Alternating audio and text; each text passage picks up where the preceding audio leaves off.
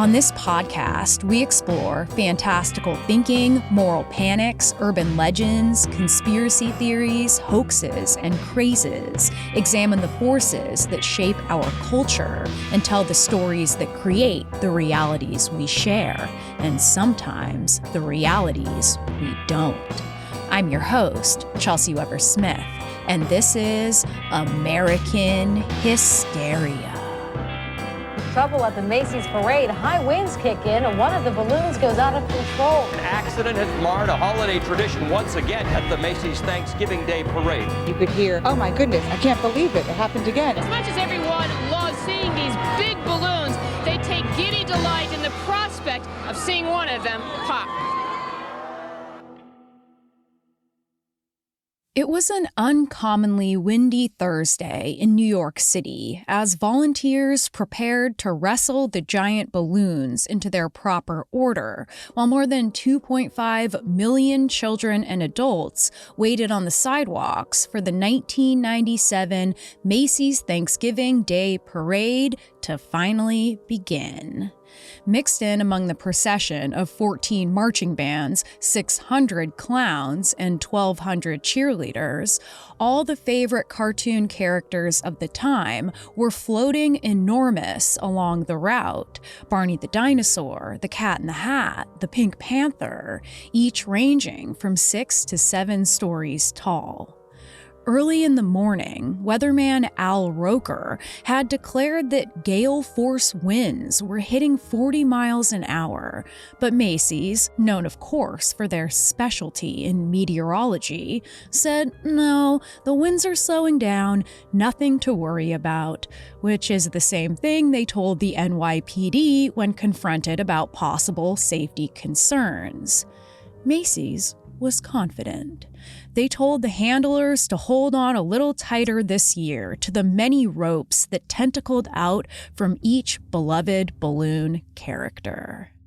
I love you, you love me, we're a happy family. That day, the towering Barney the Dinosaur was looking more like Godzilla as the winds, which did not slow down, caused the massive creature to sway violently at 51st Street, sweeping over the crowds on each side as they gasped and cried out, the handlers anchoring themselves against the concrete, almost lifted off the ground themselves. Barney then cut sharply across the street to the other side, and his stomach slammed into a lamppost and exploded, leaving the dinosaur all but disemboweled before tens of thousands of people. The crowd then watched as a dozen police officers began stabbing his still inflated legs, arms, and head, eventually stomping on the rubber and lying their bodies across the flattened purple mass to keep it from getting caught in the wind again. One balloon handler told reporters later that day, quote, "Everything turned purple. Barney attacked us." A few children appeared traumatized, but of course, most thought the shocking spectacle was absolutely awesome, with one kid telling reporters, quote, "Barney's dead! He's dead! Yeah!" Wearing nothing but an inner tube and size 20 shorts, 20 feet that is. He's never cold, but he's the ever cool Pink Panther furnished by MGM, but he had some problems earlier, right, Katie?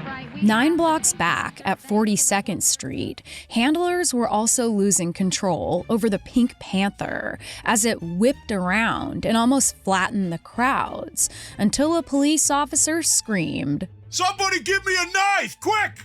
He then stabbed its tail with a 5-inch blade, and it deflated rapidly, almost smothering the frightened handlers beneath a massive pink shroud.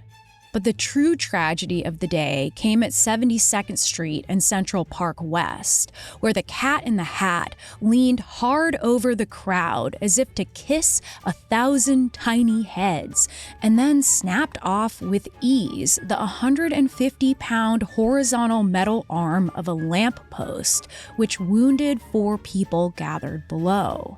Huge wind gust came down, hit that light post right on top, sprung a big leak. A big chunk about 4 feet long fell right down into the crowd. First thing I did was cover my head, try to move out of the way, but it hit me on my foot. As handlers struggled to bring the balloon under control, police and EMS rushed to help 4 people who were injured. One of those injured was a 33-year-old woman who would spend 24 days in a coma and later sue Macy's for millions. Mayor Rudy Giuliani immediately formed a task force to investigate what went wrong that day and to make sure there were more regulations placed on the parade. Referring to his ongoing meetings with Macy's, he mentioned that they were looking into the size and anchoring of the balloons. He told the media, quote, "Maybe it's better every so often, if there's too much wind, to have a parade without large balloons. Years in which the weather conditions are okay and it's safe, then you have the balloons. Those are the things that are being considered." Before that, in 1993, the massive Sonic the Hedgehog balloon swung full force into a lamppost, much like the Cat in the Hat, knocking the whole thing over and injuring a 10-year-old girl and a cop. The man was taken to Roosevelt Hospital with a shoulder injury and has been listed in satisfactory condition. The little girl was treated at the scene. Earlier, as the balloon made its debut to the crowds of adoring video game fans, the balloon captain said the wind was causing problems. It's a little more difficult than usual. In 2005, a balloon depicting the red and yellow M&Ms riding in a hot air balloon caught on yet another lamppost, causing it to break into pieces and fall into the crowd below, hitting 2 sisters, 11 and 26, breaking teeth and causing head and shoulder injuries. They were reportedly consoled with a lifetime supply of M&Ms and Macy's best wishes.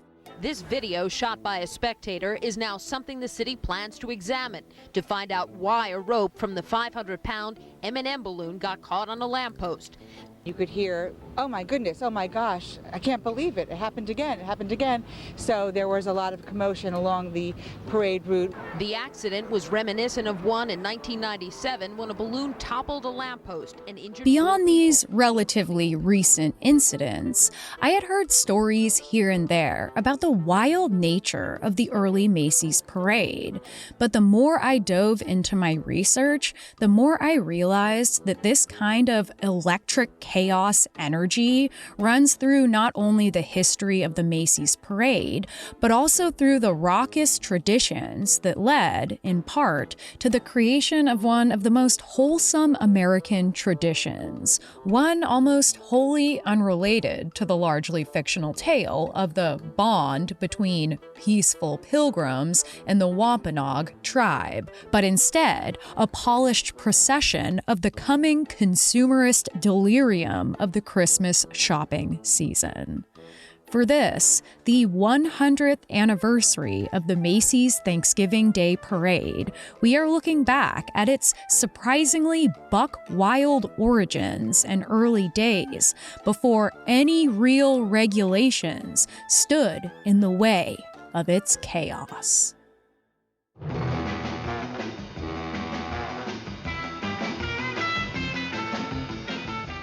The first sure sign of Christmas in New York is the Macy Parade, when Santa Claus is conducted to town by an assortment of clowns and floats that sets the mood for the holiday season. This year, something new has been added, something from way out. It's the town car of the Munster family, Fred Gwynn and Al Lewis, who lurk behind all that makeup. They must be fine, clean-cut boys, though, to escort Santa Claus to town. Incidentally, they wish you a monstrously Merry Christmas. In 1964, a show about a happy goth monster family called the Munsters was one of the most successful on television, and the parade requested that 2 of its stars ride in front of Santa's sleigh on the Munster coach, which was made of 3 Model T cars fused together, making it 18 feet long. Fred Gwynne, who portrayed Frankenstein monster turned domestic father Herman Munster, and Al Lewis, who played the vampiric Grandpa Munster, sat on the high seats, waving weakly at the million children and adults that lined the route. Stephen Cox, author of The Munsters, A Trip Down Mockingbird Lane, wrote about that day in his book, quote, "It took a lot of energy for Gwynne to do this and required special nerve medicine, so Gwynne prepared." Munster's makeup artist and witness Carl Silvera laughed out loud as he told the story to Cox, quote, "Oh God, the Macy's Parade. I was in the coach handling the loudspeaker and radio system that was playing the Munster song. Fred had brought along a bottle with him, wrapped in a paper bag, and he got fractured. And Al was mad at him. Fred was cussing at people. I just kept the music up so nobody could hear him. We turned the corner there at Macy's, and there was the media box with, I think it was Betty White and Lorne Greene, up there describing the parade. Fred looks up at the camera and yells, 'Fuck you!' I thought Betty White and Lorne Greene were gonna fall off the platform." In an interview with TV Guide about the unfortunate scene, Herman Munster said, "I had to get bombed so I could say hello to the kiddies for 40 blocks." This rather vulgar display put on by the patriarchs of the Monster family is actually far closer to the true roots of Thanksgiving parades than the marshmallowy Technicolor blast that now beams into living rooms every fourth Thursday of November. Throughout the 18th, 19th, and early 20th centuries, many cities across the country, most prominently New York, were awash in merry mischief, reveling in a kind of batshit procession that held the ragged seeds of Macy's massive and moneyed parade. Before Abraham Lincoln declared Thanksgiving a national holiday in 1863, an annual event called Evacuation Day had been held on November 25th, which celebrated the British withdrawal from the United States after the American Revolution. On Evacuation Day, men would go absolutely insane, don flamboyant costumes, go on bar crawls, ride drunkenly on horses and carts. They would yell, scream, shoot guns into the sky, and blow horns in women's faces who were standing on the sidewalks. At the end of this unorganized parade, all the revelers would meet at a park in the city where their wives had created an elaborate picnic and brought in even more alcohol. It was common for there to be a plethora of fistfights and all-out brawls before an evening ball that would go until the early hours of the morning. Known as the Antics or the Fantastics, some men were a bit more organized during Evacuation Day and later Thanksgiving, and they created their own parade where they flouted tradition, made fun of the rich, and tried to stick it to authority, usually dressing in, of course, full-on drag. Here is an excerpt from a letter to the editor sent to the Philadelphia Record in 1887. Quote, "The great fun of this lawless turnout is the kissing and hugging by men of other men, dressed up as women. And such women! They are decked out in filthy finery, wear their hair plaited and hanging down their backs, paint their cheeks and black their eyes, and wrestle with their supposed sweethearts." Once Abe's Thanksgiving Day and its fourth Thursday date went federal, boys who would have otherwise been working or in school were given a merciful day off. A whole 6% of the American workforce at the turn of the century were kids under 16, and most of them were immigrants who lived in terrible conditions in the tenement buildings of New York City. There had been a tradition for decades in which poorer children would go door to door, asking for Thanksgiving alms, food for their family dinner table, a little money, or maybe a piece of candy. Eventually, the begging part of the tradition would turn into a bit more of a performance, and as a lark, middle and upper class youths started getting in on the action, dressing up like cartoonish beggars in rags and oversized clothes, reminiscent of Charlie Chaplin's movie character, the Tramp. Together, they would walk around with sacks, asking adults they saw if they had anything for Thanksgiving, in hopes of receiving coins, apples, or candies. If they didn't fork over the goods, well, one turn-of-the-century article describes their responses like this. The man who fails to provide himself with a plentiful supply of pennies and nickels with which to placate the beggars is likely to fare ill at the hands of the little angels. Zow! A stocking full of flour whacks you over the head. Zoom! A fish horn disturbs your eardrums. The press would eventually deem these kids and teenagers the ragamuffins, and their procession the Ragamuffin Parade. These ragamuffins, of all socioeconomic classes, would also take control of the streets by the thousands, riding on horses or bicycles or broomsticks, stuffing themselves into streetcars and hanging out the doors or sitting on the fenders.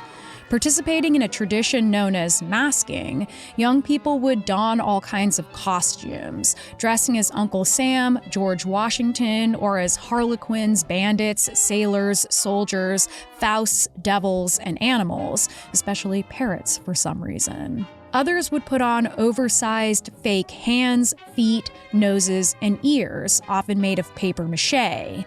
Drag was also common among the boys and even the few girls who were brave enough to participate. Unsurprisingly, and unfortunately, popular costumes also included those that mocked other races with exaggerated facial features or just full-on blackface. In addition to the threatening tricks, the ragamuffins would often light bonfires across the city and vandalize buildings, leaving many people, especially those of the upper classes, to loathe this Thanksgiving tradition.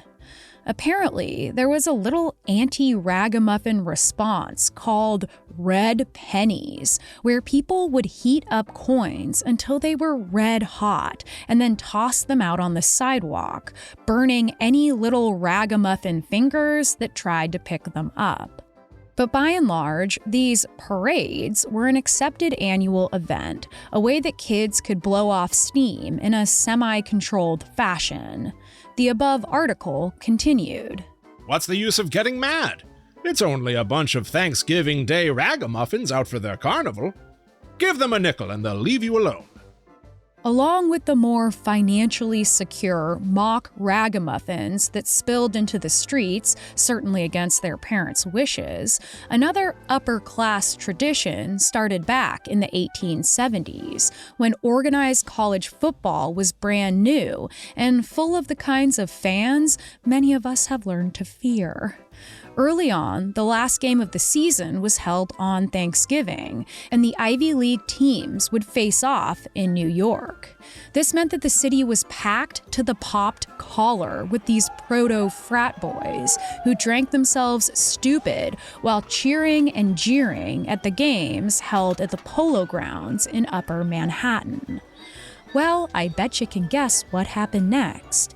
After the game, they drank way more, some in a state of that dangerous kind of celebration, and others in that dangerous kind of disappointment.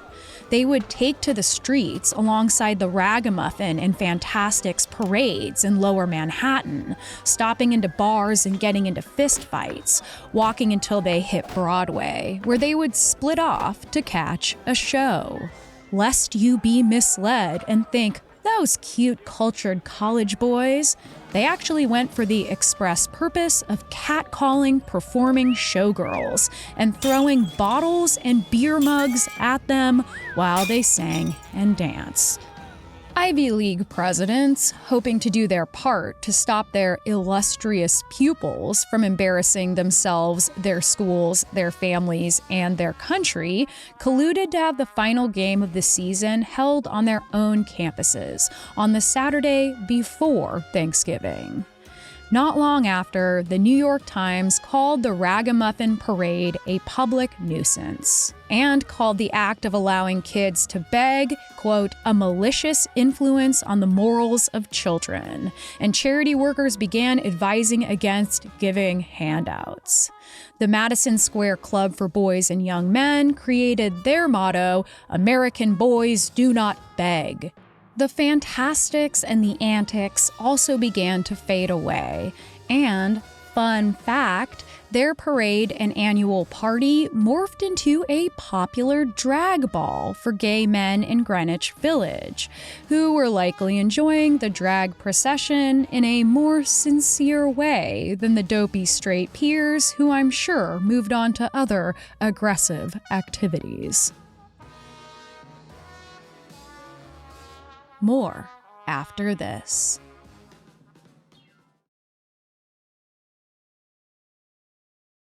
And now, back to the show.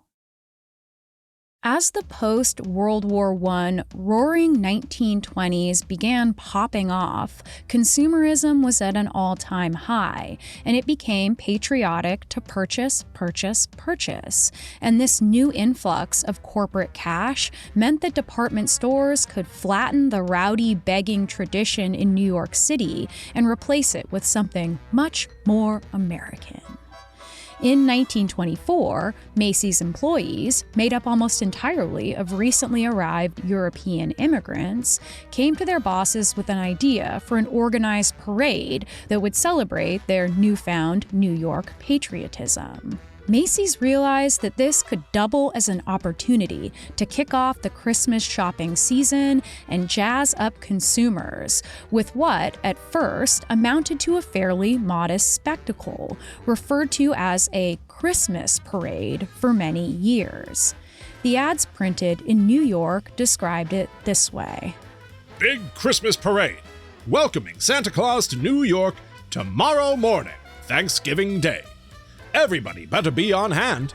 Magnificent floats, 4 bands, animal circus, and hundreds of special features. A tremendous pageant of tableau, comedians, tragedians, elephants, bears, camels, monkeys, clowns, brass bands, everything that makes a real circus parade so dear to everybody. Come, come, come!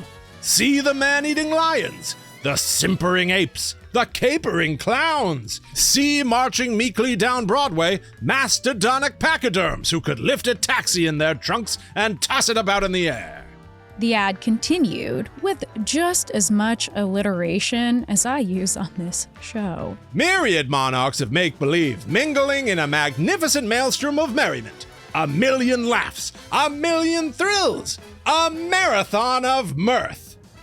Like some kind of watered-down ragamuffin fantastics parade, employees put on bright-colored costumes, dressed as cowboys or clowns or knights, and walked the route, waving to spectators heading from Harlem to their massive, ever-expanding department store at Herald Square. Fairy tale floats pulled by horses were the main attraction, including Little Miss Muffet, Little Red Riding Hood, and the old woman who lived in a shoe. And according to the paper, quote, scores of kiddies will take turns at receiving the traditional spanking from the old woman. When they arrived at the department store, spectators watched the star of the show, Santa Claus himself, shimmy out of his big sleigh, climb a tall ladder, and sit on a gold throne on top of the Macy's marquee at the 34th Street entrance, where he, after blowing into a golden trumpet, would be crowned King of the Kiddies. Then the curtain would fall from the famed Macy's holiday window display, showing that year's Christmas theme, the Fair Frolics of Wondertown, made of many dancing marionettes. Although the whole parade took up just 2 blocks and brought in a crowd of only 10,000 people, it showed enough promise as a marketing tool for the Christmas season that the company would invest big time into the ever-expanding spectacle.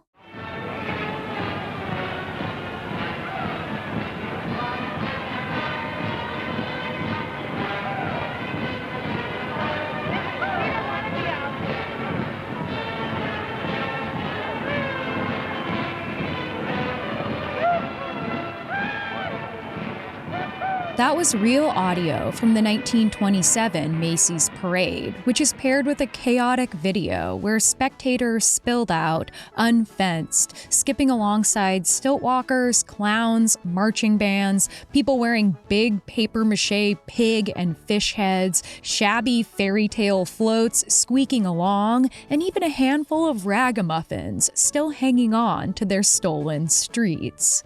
The true stars, however, were the enormous balloon creations crafted by puppeteer and German immigrant Tony Sarge, the man responsible for the store's elaborate window displays, including the marionettes that premiered at the end of the first parade.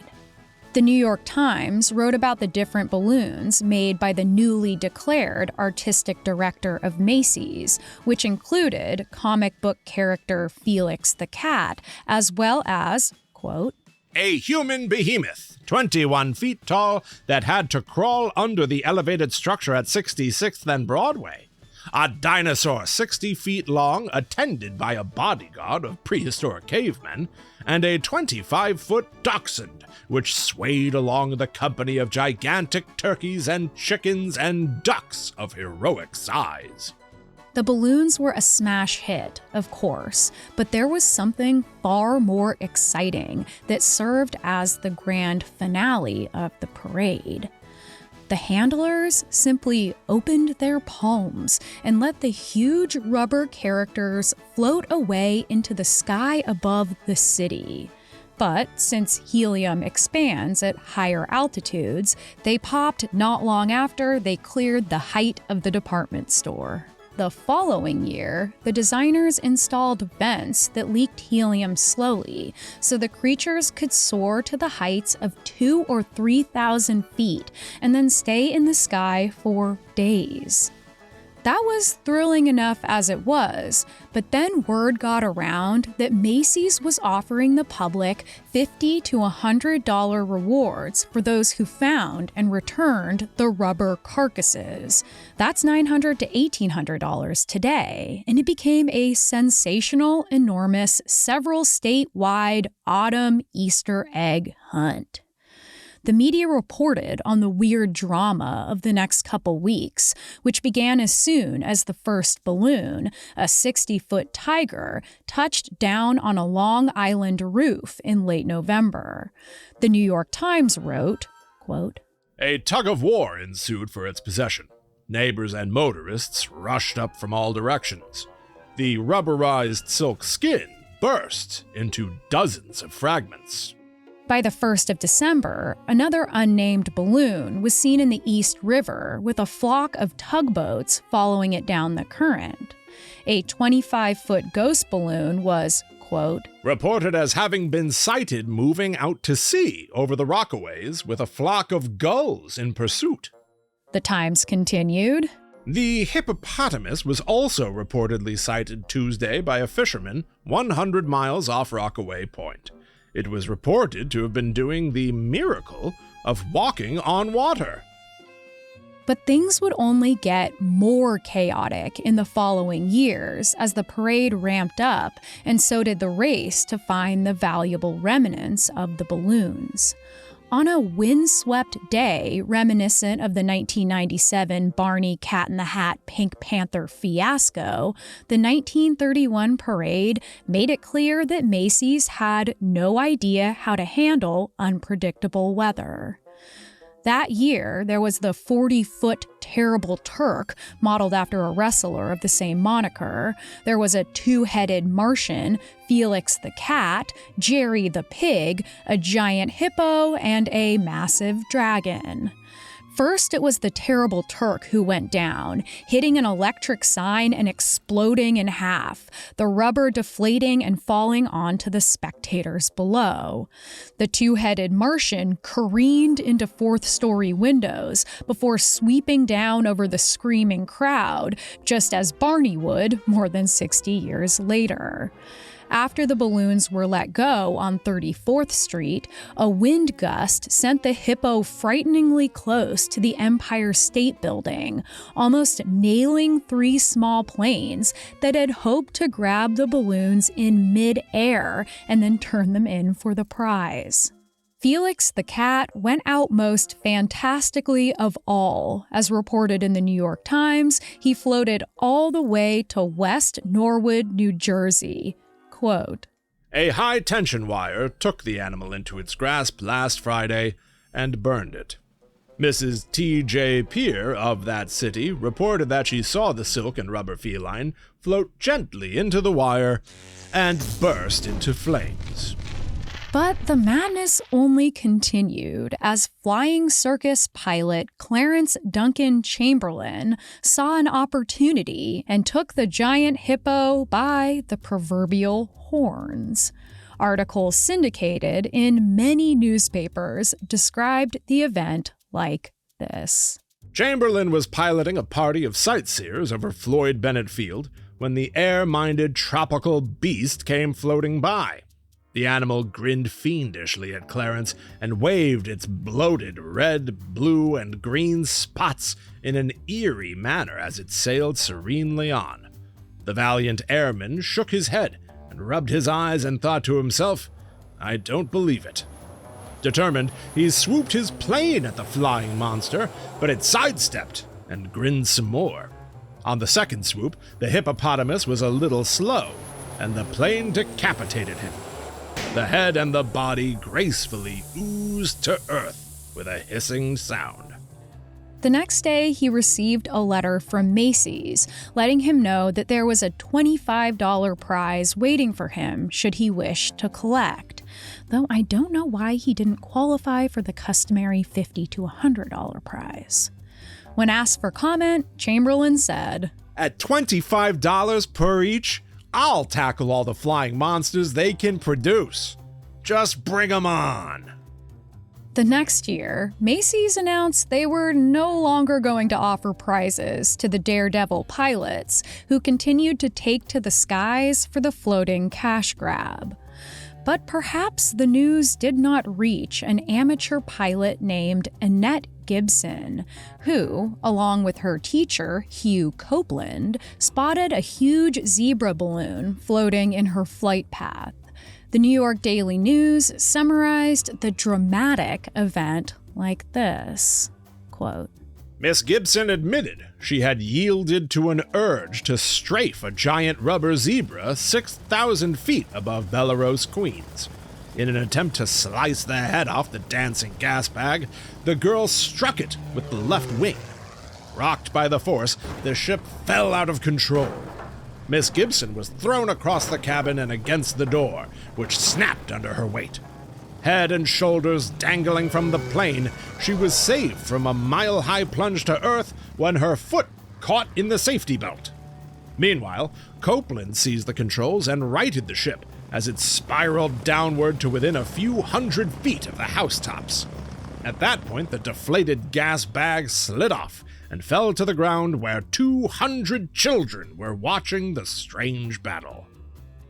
This near-death experience would be the last PR straw for the Macy's parade, and the balloons, from then on, would be deflated on the ground.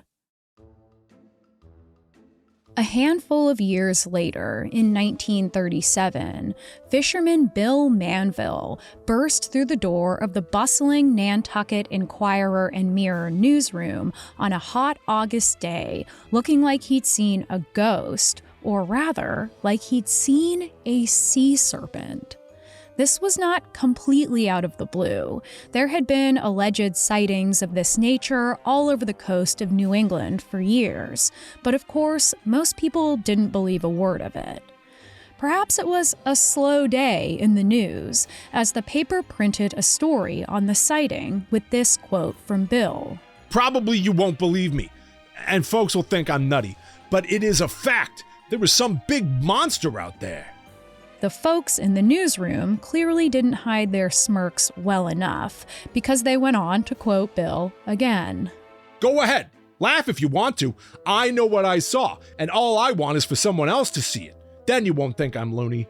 I tell you, that strange creature is hovering around this island, and he'll show up again. Mark my word. News was getting around about Bill's sea serpent sighting, and we can assume that locals were taking it with a grain of salt, while perhaps letting their eyes hover on the salty horizon just a little bit longer. Very soon after the papers printed their first story, more strange things began happening. Another fisherman, Gilbert Manter, also called in to report a creature that sounded just like the one Bill had seen. The next day, the same man, with his friend Ed Crocker, stumbled upon a fantastical sight: giant Godzilla-like footprints left in the sand of Mattakit Beach, each one 5.5 feet long and almost 4 feet wide.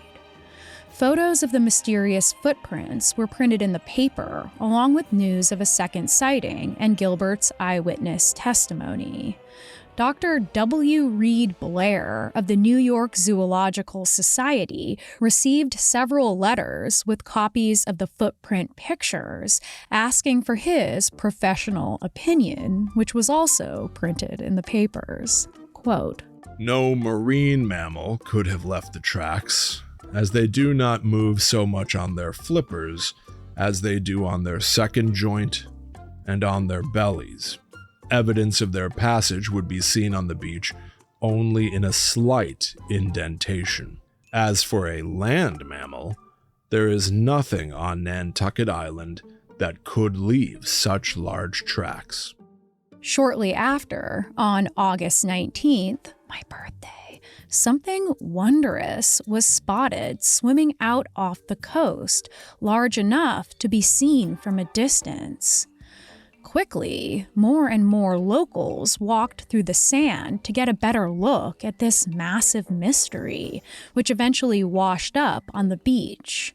When they got close enough, there it was, the very sea serpent talked about in the newspapers. But this was no flesh and blood cryptid. It was a huge and goofy balloon creature designed by none other than Tony Sarge, the artistic director of the Macy's Parade.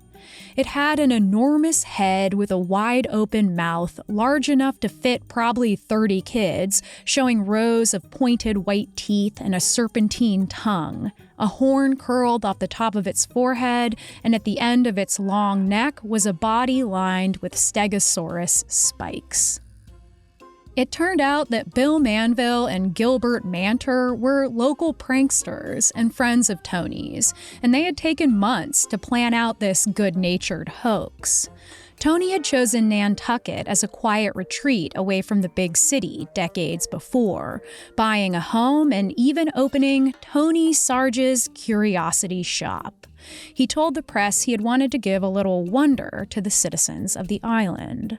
Much to the delight of Nantuckets, the familiar sea serpent would be seen just a handful of months later, soaring over the crowds of the Macy's Thanksgiving Day Parade.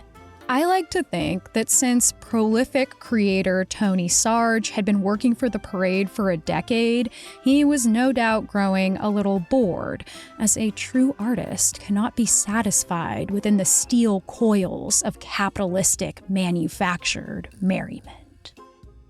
But in the coming years, not even capitalistic manufactured merriment could survive, as the United States entered into a frightening overseas battle, and everything had to change. More after this. And now, back to the show. We've got to follow a new way of life, a war way of life. Well, Charlie, one of the last rubber tracks we'll get. That's right. If we don't get rubber, we'll have to stop making good tanks. Because we haven't enough rubber for our tanks, we have to use steel treads. We also need rubber tires for Jeeps and planes. They require a vast amount. We can't dream up new rubber for them. We must rely more heavily on scrap rubber. Your scrap rubber.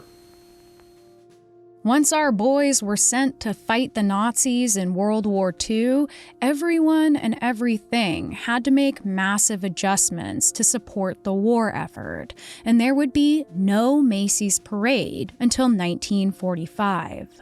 On November 24, 1942, articles were printed all over the country explaining that the giant balloon creatures were doing their part to fight the Axis powers. The Akron Beacon Journal wrote theirs under the title, "Goodyear-built rubber animals drafted for war." The story went like this. Akron-built rubber animals will not gamble about the streets of New York in the annual Macy's Thanksgiving Day Parade this year because they have been recruited by the war effort. The 52-foot rubber Santa Claus, the 20-foot green hippopotamus, the 65-foot dragon, the pink elephant, and all the other fantastic characters that came from Goodyear Tire and Rubber Co.'s balloon room in the days before blimps and barrage balloons took all the space, have added 650 pounds of rubber for the military usage to the war effort. No less a personage than Mayor Fiorello LaGuardia slew the huge inflated dragon when it was inflated and strung up outside of City Hall, New York. The mayor stabbed the big writhing rubber animal with a butcher knife. The Macy's Company then donated all of the animals for the war effort. I say, all the world loves to stab a giant balloon. New York revives an old custom, one that was discontinued during the war. Now this peacetime parade is bigger and better than ever. The parade continues in true New York fashion, and the million spectators lining the route couldn't very well miss these giant rubber balloons.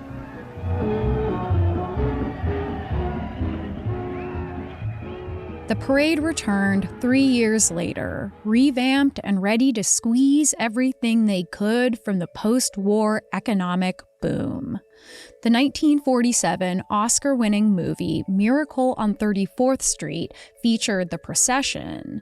It was this film that would cement the legacy of the Macy's Thanksgiving Day Parade, enshrining it into a tradition once and for all. Looks like they're having a little trouble with the baseball player. He was a clown last year. They just changed the head and painted him different. My mother told me. He's stupendous. Everybody's crazy about him. So is Mr. Macy. I just know that with that man on the throne, my department will sell more toys than it ever has. And you'll find toys of all kinds at Macy's. The next year would be the first time that the parade played on national television, and soon celebrities would become a huge part of the program, helping to create a massive nationwide advertisement for the ever-expanding Macy's empire. On the chaotic shopping day that would come to be known as Black Friday, Macy's million-square-foot store braced for the fruits of the parade in the 1940s like this. 14,000 employees would join a massive pep rally put on by the department store, including the singing of jingle bells, all together by those workers who would have to face the hordes of shoppers produced by the parade's excitement, stampeding through the aisles that Friday after Thanksgiving. Over the coming decades, the parade would only grow larger and more complicated, featuring singers, dancers, and Broadway performers, famous hosts, and special guests, and the balloons became almost exclusively floating commercials for popular cartoons and the toys that were inspired by them. Macy's would smooth out all the rough edges of the early days.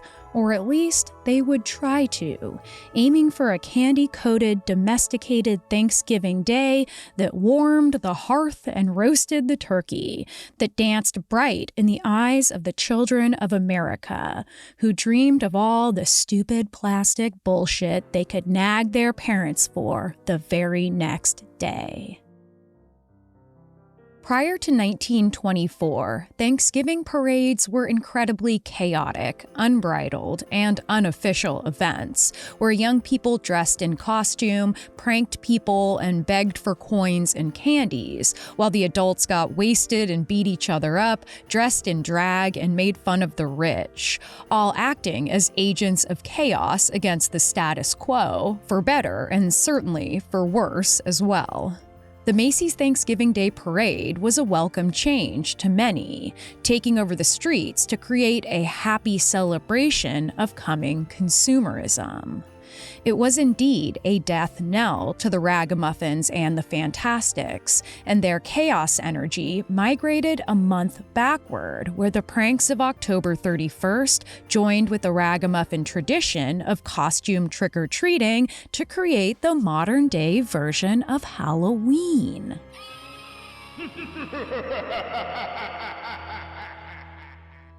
Over its 100-year history, the Macy's Corporation has taken new precautions after each balloon disaster in hopes of pulling off a perfectly predictable parade.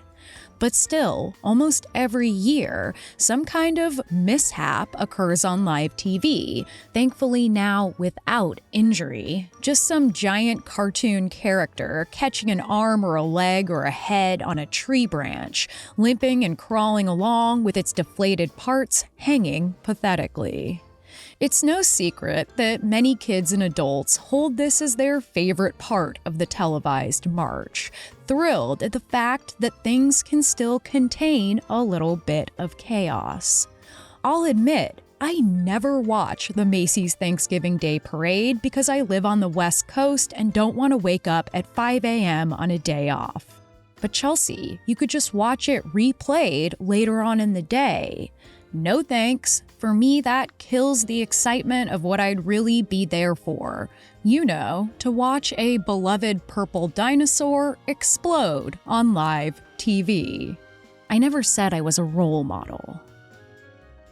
Wind plays an important role in this parade. It adds that all-important element of suspense. You see, as much as everyone loves seeing these big balloons, they take giddy delight in the prospect of seeing one of them pop. The most unbelievable thing has happened. Underdog has gotten away. It's all over the news. Right before he reached Macy's, he broke free and was spotted flying over Washington Square Park. I'm going to the roof. Who's with me? There's a word that's been put forth by scientists and philosophers that tries to explain this human drive to watch live events like the Macy's Parade. It's called indeterminism. Simply put, the idea that not all events are caused by predetermined factors, but are instead random, occurring because of chance. Live events draw people in far more than those that are pre-recorded, simply because anything can happen, and the feeling we get stems from a biological mechanism of action readiness, an animal self preparing for both threats and opportunities in our environments. That's where the excitement comes from. The oldest mention of the concept of indeterminism was recorded in the 5th century BCE by the Greek philosopher Leucippus, who came to believe that atoms could move randomly, that the arrangement of the world and its parts was not necessarily predetermined. He wrote, quote, "The cosmos then became like a spherical form in this way, the atoms being submitted to unpredictable movement quickly and incessantly." There is an unshakable chaos energy in the Macy's Parade, in the spherical form of the cosmos, the unpredictable movement of that great balloon whipped back and forth, quickly and incessantly, flying into a telephone wire and bursting into flames.